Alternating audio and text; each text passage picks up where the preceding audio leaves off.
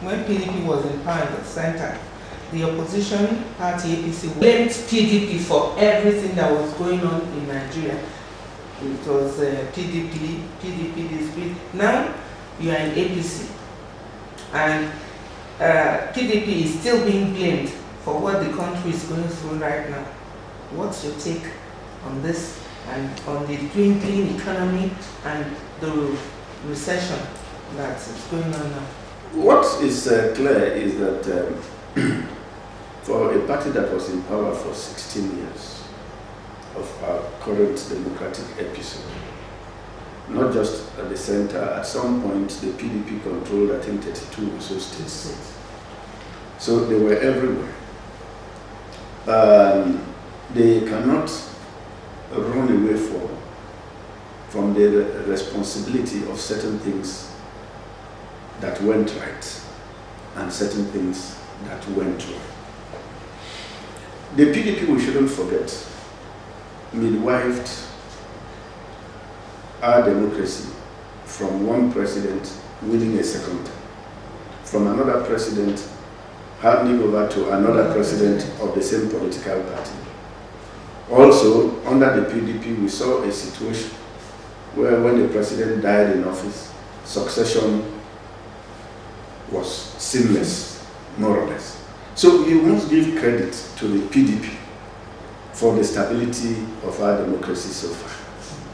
But just as they take the responsibility for the good decisions they took, they also must take responsibility for the wrong decisions that were taken. Give an example.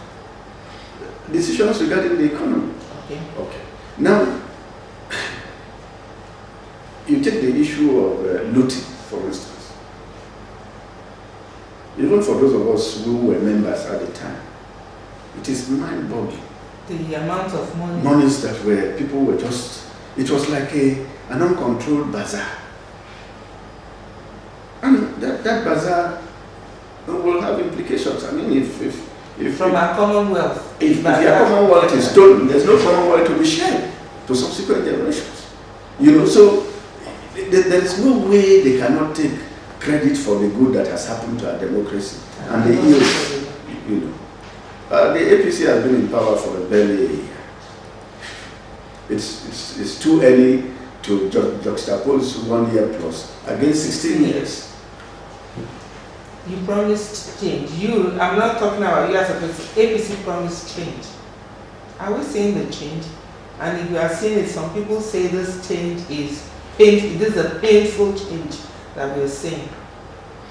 When the children of Israel left Egypt, it was changed, wasn't it?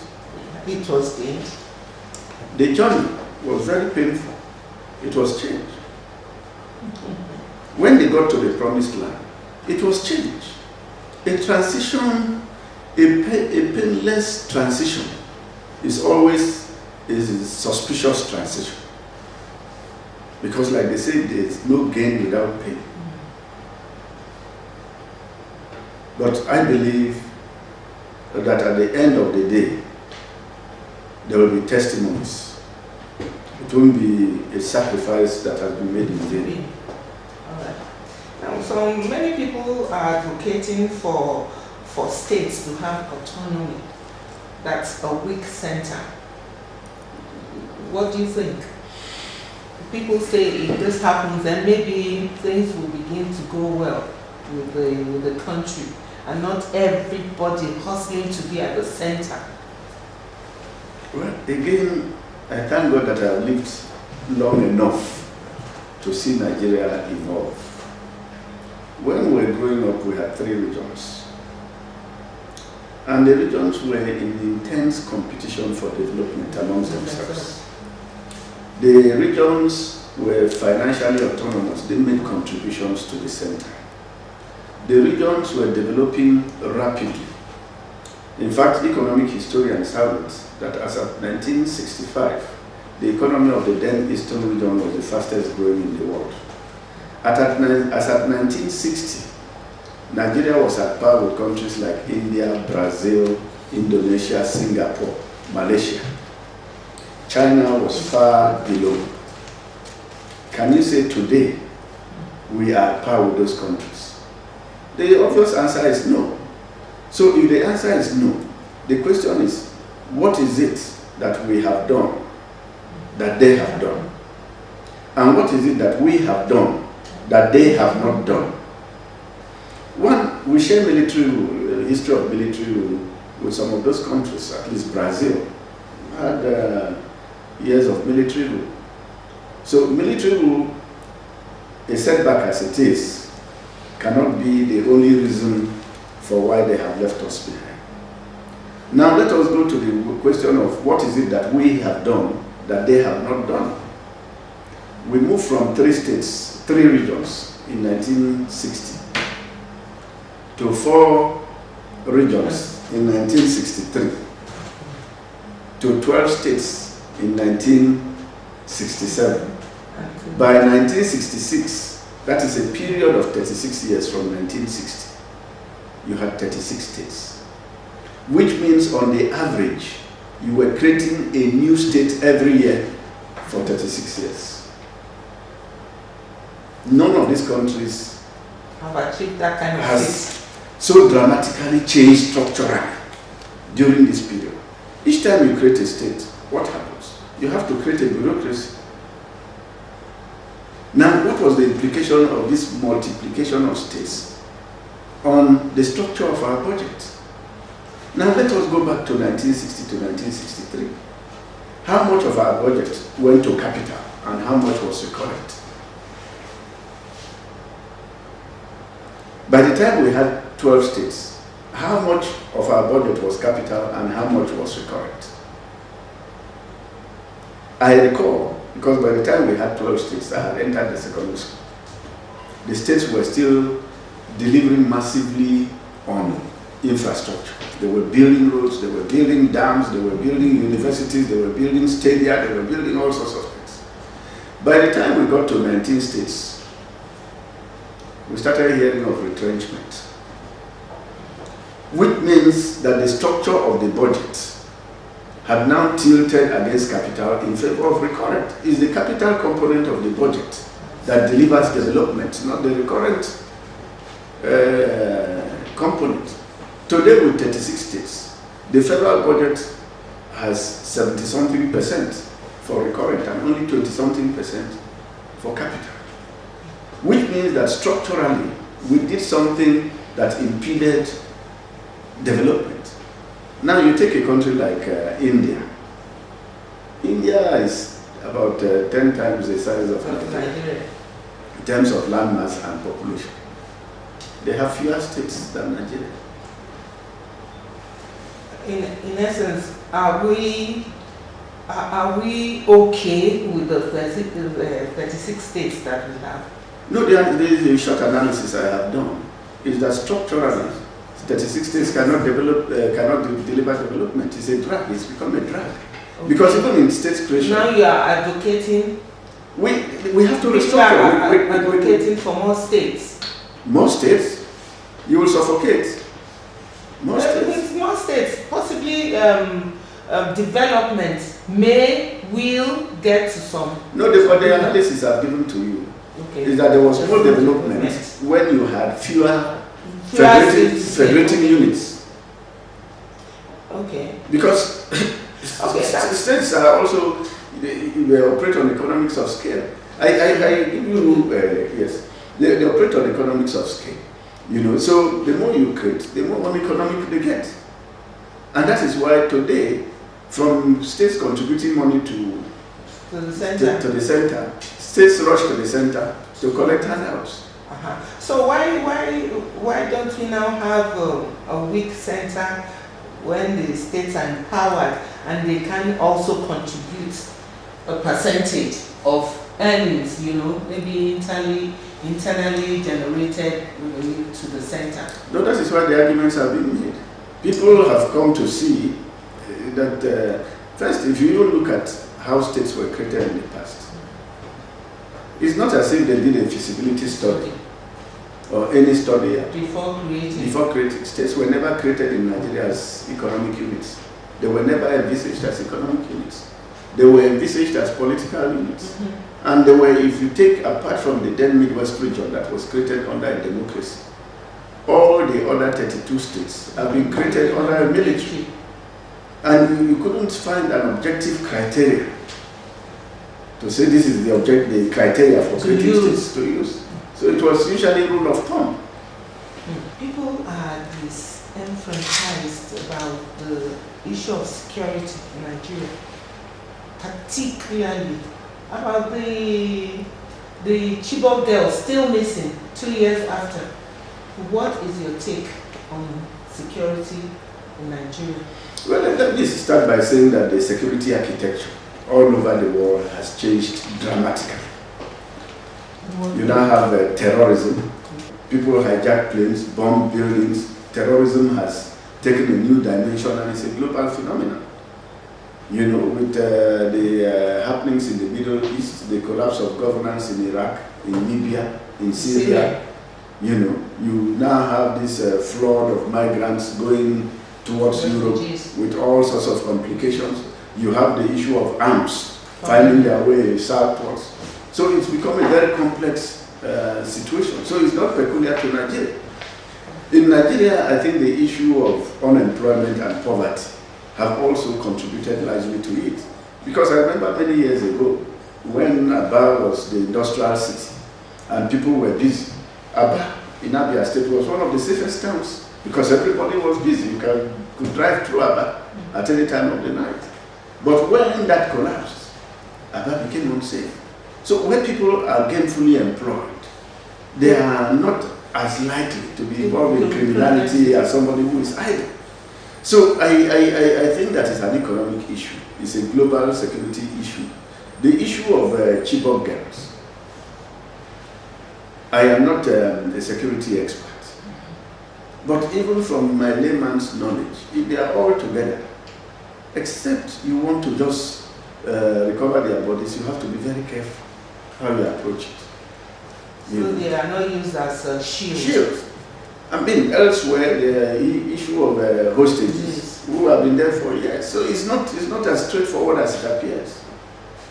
But I think the good news is I watched on the last Saturday, at least in Borno State, the governor went to Konduga to celebrate Salah with the people of Konduga. In the last how many years, Konduga has been firmly in the hands of Boko Haram, which means that people are now returning, you know, back home, which is the good news. And I also believe that with proper dialogue and interface in the Niger Delta region, the militancy will also be reduced. Distinguished, I want to take you on the kind of controversy, one controversy or the other at the National Assembly. Why are people there always in the news, like negatively? It is on record, and I think it's also an historical fact, that the 6th and the 7th Senates were scandal-free and rancor-free. There was not a single scandal in the 6th and 7th Senate. I'm talking about the Senate that I was a member of. And not a single fight in 8 years. Now compare it with the 5th Senate, 1999 to 2003. there was a lot of instability. Banana peels, Evans and Chubo Kadibo, then Chubo Kadibo became Senate President, then Anyi became Senate. There was instability. The same seeming instability that you find now. So we have to locate the two eras. We have to compare the 8th Senate with the 5th Senate. What are the similarities?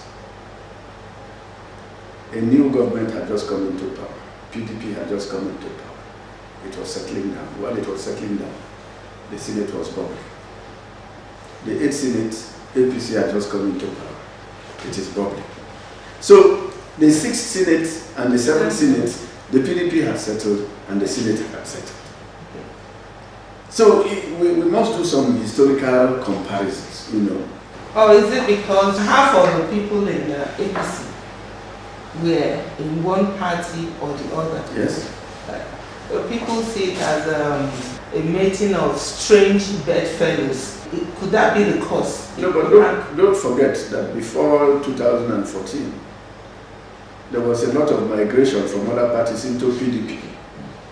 In 2014, there was a lot of migration out of PDP.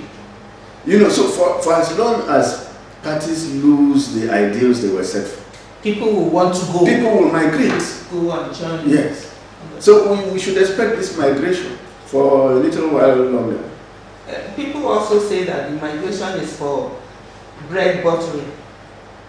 At the time we left, APC hadn't won the elections. Okay. So you didn't know who was going to win. PDP was confident that it was going to win. But I left to pursue my politics because I wanted to remain politics. Yes. Of participation. Yes. Okay. And now, how would you rate the performance of the National Assembly, particularly the Senate, on a scale of 1 to 10? My rating is that, given the peculiarities of this Senate, it is a bit too early to begin to assess. They have just done 1 year. You know, it's a bit early, given the peculiarities of its environment. And happenings there. The happenings are because of the peculiarities of the historical situation. Yes. Okay. How would you rate the performance of the present government? The present government has enormous challenges. Challenges of security, challenges of the economy, challenges of structural failures. And for once, I think I see the will to confront, the political will to confront these challenges. You know, you see the will to confront the security issues. You see the will for greater transparency. It's always been there in our constitution for the consolidated revenue fund for our revenue. But as you know, before now, agencies had several different accounts, some known to only some people in the ministries or agencies. For once, you now have a consolidated revenue account called a treasury single account. That is to foster accountability, you know. And the economic issues are being addressed. It's going to be turbulent because it's a global phenomenon, you know. So it's going to be quite challenging. But I still have faith that our democracy is the only route for an equitable and just society. And that we have made a choice for democracy. We should keep faith with that choice. We should keep faith with our democracy. We should know that we cannot continue as if it were business as usual. The times are challenging, but it is only in challenging times that creativity finds expression. So we must take advantage. Every challenge is either a challenge or an opportunity, depending on how you want to see it. So we must see our current challenges as also offering us new opportunities. You're a very active person. Distinguished, you're a very active person, and how do you relax?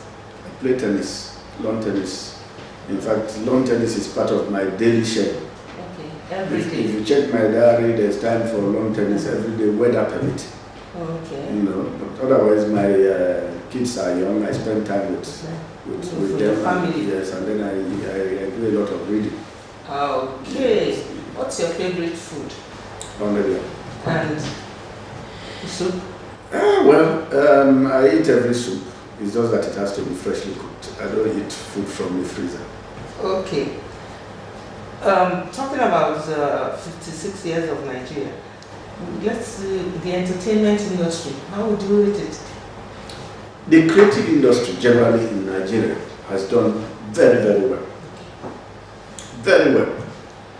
In times past, if you were abroad and listened to foreign radio stations, you only heard Western music, American music.